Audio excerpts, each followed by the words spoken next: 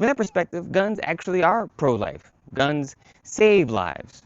How can people be pro-life and pro-gun at the same time? I'm gonna try and make it make sense. My name is Reverend Dr. Christopher Carter. I'm a pastor and I'm a theologian who works at the intersections of religion and racism. So you have, on the one hand, people who claim to be pro-life, people who say they value all life, that life starts in the womb, and that life has some kind of sanctity. And in this sense, they are against abortion, they are against women's reproductive justice, they're pretty much against anything that constitutes a women's autonomy over their body. But they do this theologically because of the way they read the Bible. It's inerrant. And for them, this means that all life has sacred worth and value in the womb because there's passages about God knowing us before we were even born. And so in this way, to have an abortion in their perspective is to take away a life.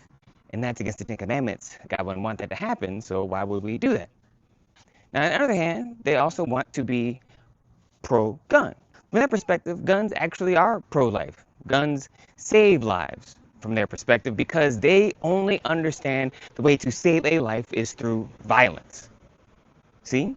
Violence is in fact how they protect life. If they feel threatened, they must be violent. If something is wrong and people might get hurt, they must respond with violence.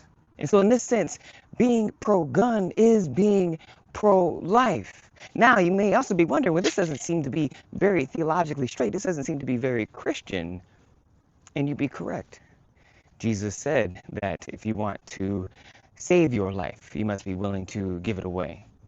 If you want to save your life, you must be willing to sacrifice it, to follow the gospel. And the gospel is the good news. And the good news requires love, requires being vulnerable, requires being open. It requires actually allowing yourself to feel.